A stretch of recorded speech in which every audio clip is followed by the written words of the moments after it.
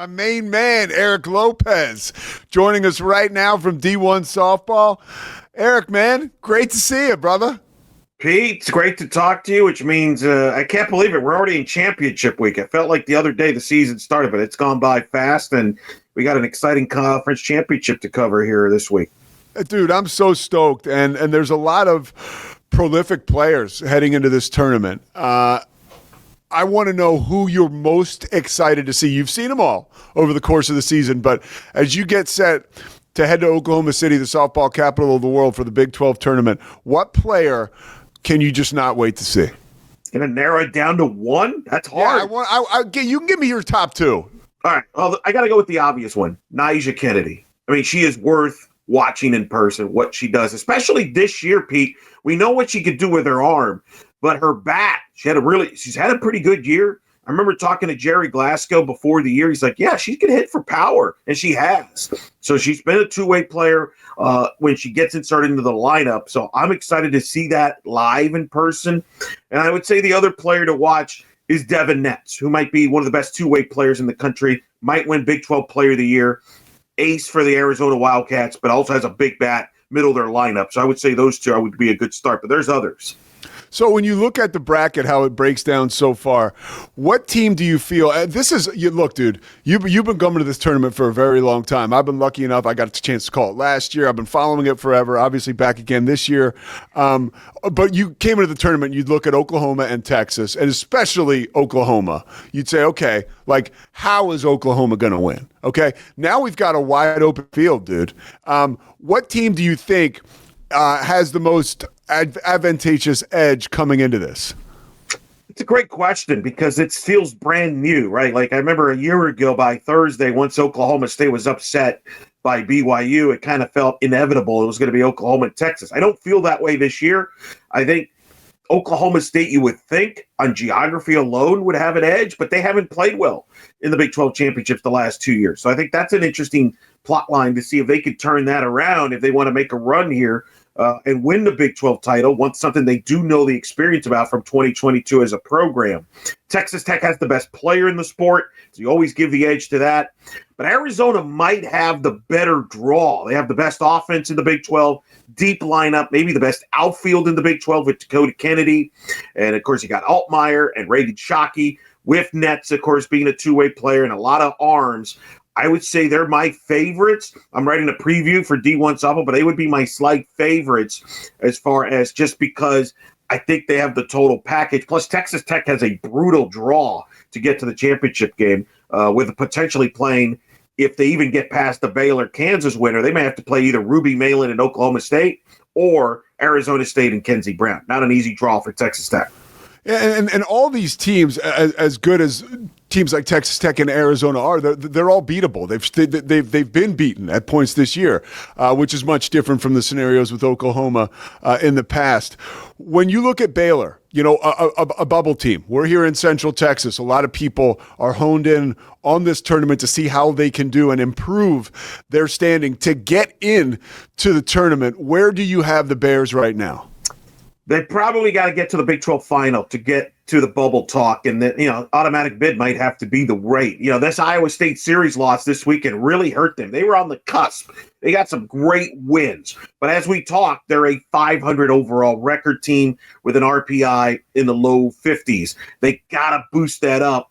And, they're going to have to beat Kansas, and they're going to have to upset Texas Tech and that gets them into the semifinal. Then you're probably going to have to play either Oklahoma State or Arizona State. Got to win that.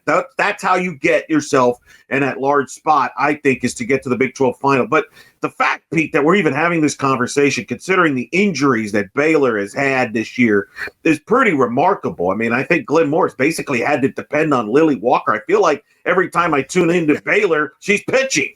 So, unfortunately, that's the case because of the injuries they've had.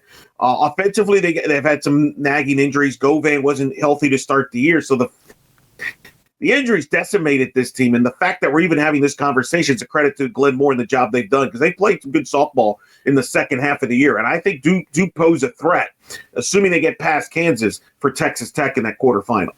Lily Walker is a great story, by the way, going to Oklahoma City. She's got relatives, part of her heritage is like a Chickasaw Nation, Native American, not too far from where the tournament obviously being played. She's an Oklahoma native, helped Duke get to the Women's College World Series last year. I like her odds, and I love how you mentioned that. Baylor's got to beat Kansas, and then they'll have to beat Texas Tech.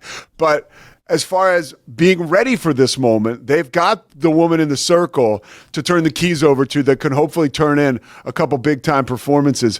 Other teams I want to look at on the bubble, I had a chance to talk to Coach Gordon Eakin yesterday as we're getting ready for this. I think he feels like, of course, his team should get in because he's the BYU's coach. How does Eric Lopez feel about BYU getting in? Right now, I got them as my first team out when my bracketology comes out this week. So they're right in the cusp. The thing that hurts them, Pete, is their non-conference schedule strength. It's, I believe, 190 something when I last checked. That's not good. The committee frowns on that. But they have some good wins. They have wins over Washington. They have wins over at Arizona State. They got wins against UCF.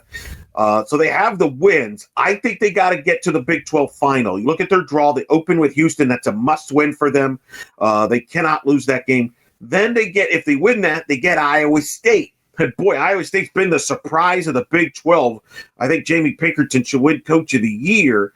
That's a dangerous game for BYU, but Iowa State's in the 60s. So it's a very favorable draw for BYU as far as a path to get to the semifinal. And then maybe you play Arizona, and if you upset Arizona, boom, that's maybe that marquee win that gets you in to the field of 64. But I think they got to make a run here in the Big 12. But they're certainly capable. Remember, Pete, last year they made a run to the semifinal. So it should not be a surprise if they do make a run.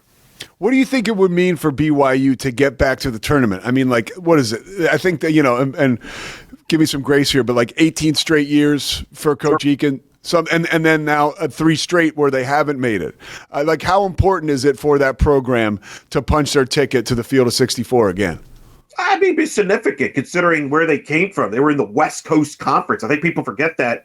In softball, they were in the West Coast Conference, which is a very lower level softball league in the 20s as far as conference is concerned. So to go from there and to the Big 12, I'll be honest, I think a lot of people, myself included, are surprised how competitive they've been so quickly 2 years into the Big 12, considering the jump that they had.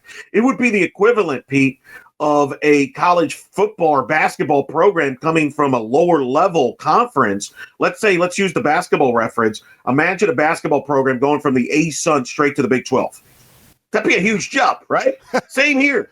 And the fact that they're in the mix here and finished 6th in the Big 12 is a credit to Gordon Eakin. So yeah, I think it'd be pretty big for them to get over that hump and say, yeah, we've not only can compete at this level, but we can get back to what we used to be, and that's in the tournament consistently.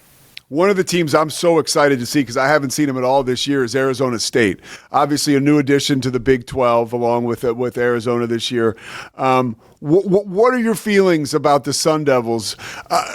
Do you see them as a shoo-in to get to the NCAA tournament? And what are your expectations of them coming to Oklahoma City? First time for Coach Bartlett as a head coach in Oklahoma City. I have them in. I think they should be in. I think they have like 9 top 50 wins. They got great wins on their resume. Finished top 5. And really, you mentioned Megan Bartlett. Of course, she's been in the Big 12 before when she was the assistant at Texas a couple of years ago. Kenzie Brown's the name to watch. She's healthy this year. She wasn't healthy last year. She missed all of last year. She's healthy this year. She's going to be an all Big 12 pitcher. By the way, folks in Oklahoma, in the area, Thursday morning, get out of work early. Go to Oklahoma State, Arizona State early. You can still listen to Pete on the broadcast on the phone, but I'm telling you, go watch Kenzie Brown against potentially Ruby Malin. That might be one of the best matchups in the entire country on Thursday. But they have a good offense. Kelsey Hall, Tanya Windle and company, a very young group. Megan Bartlett's doing a great job recruiting and getting Arizona State back to where they used to be. They're in, to me, the question with them is, are they a 2 seed or a 3 seed? And that might be dictated by how they do this week. How about the squad in your backyard? You don't know anybody better than you do the folks in Orlando, UCF, Cindy Ball-Malone. They just continue to get better and better and better. And you look at their RPI now, it's among the tops in the Big 12. I mean, they're a shoo-in for the tournament. What are your expectations of the Knights? Unbelievable job by Coach Ball Malone. They graduated 11 seniors from last year. People on the outside thinking this is a rebuild year, and here they are, 12-12. They have 29 in the RPI, 11 top 50 wins, 5 quad 1 wins, which are wins against the top 25, with a very young team led by a freshman by the name of Isabella Vega, who could win Big 12 Freshman of the Year. She was a national top 25 finalist for Freshman of the Year. She has been tremendous, a 1-2 punch with her and the senior, Caitlin Felton. And then offensively, they've come around in the last month. You know about Sierra Humphreys. She's a talent. But the freshmen, Izzy Mertez, Beth Damon, have really stepped up offensively. A couple of weeks ago, they were down 11-0 against Stetson in the third inning, and exploded to come all the way back to make the greatest comeback in program history, winning at 14-13. And then this past weekend against Kansas, they were down in the seventh inning, both on Saturday and Sunday games, came back, scored runs. Kendall Yarnell, the kid from Kansas, not miles away from Lawrence, hits a pinch hit 3-run homer. Their offense has come to life. This is a dangerous team. And remember, they play Utah to start. If they get past that game, they would get Arizona. They beat Arizona 2 out of 3 in Tucson earlier in the year in the Big 12. So they've got the arms and their offense has come to life. This is a dangerous UCF team if you're looking for a sleeper. Coach Ball Malone is pretty low-key, right? Tough coach, hard-nosed. Being around her all season and seeing how this team has elevated and taken flight, how you know her, how excited do you think she is, even if she's trying to hide it a little bit? I think she's feeling good about the last couple of weeks. I know she wasn't happy about a month ago because there was some kind of roller coaster there, as you would expect for some youth. But I think she likes where they're peaking right now at the right time. And she challenges her team. Right now, they have the, I believe, 6th or 7th toughest non-conference schedule in the country. I think they're 12th or 13th overall in toughest schedule. And they've done this with this young nucleus that they have. A majority of their offense and production comes from freshmen and sophomores. So the future is very bright here at UCF. And I think she's excited. This will be the 5th straight NCAA tournament appearance for this program. The previous best was 3 years in a row. I think she's shown she's one of the best coaches in the country. And I think you've shown that with how they're developing players and evaluating talent and recruiting. And I think UCF's certainly right there at the top there for the Big 12 moving forward. So I'm calling the series with Kat Osterman. How good? Give people an idea. How good was Kat Osterman in the circle? Maybe the GOAT. That might be a term to use. The GOAT. I mean, when you think softball, she's the first name that comes up. I mean, that's without question that lefty, that intimidating look, and just dominating offenses. I think she is without question the face and, in a lot of ways, the voice of softball. And I think it's exciting. I think the Big 12 should be fortunate. And it's fitting that she's part of the Big 12 championship. She made her name in the Big 12. She loves the Big 12. I think if you ask her about that, and I think it's a blessing for, if you're the Big 12 conference, to have Kat Osterman as part of your coverage. All right, Eric Lopez, D1 softball. You got an article coming up to preview the tournament. Yep. Are you going to do a 10-12 podcast for a Big 12 tourney preview? What do you got next? I got a bracketology, so I got to wear that hat. And then I also got the In the Circle podcast. We'll be doing live shows from the Oklahoma City. We have to bring you in for one of those live shows. So we got Let's go. Okay. Well, we'll text each other there. We'll make that happen. Yeah. So we got some live shows going on, but we'll also do bracketology. And like you mentioned, the article I got on D1 softball previewing the Big 12 tournament. So it's a busy time, but it's an exciting time. Where can people find you to follow you on social media? Eric Lopez ELO. ELO with Eric on all your social media platforms. That's the best, easiest place to find me. All right, nobody does it better than Eric Lopez, man. I so appreciate you taking the time, and I look forward to seeing you in OKC, brother. Anytime, buddy. Yeah, I look forward to seeing you in person this week.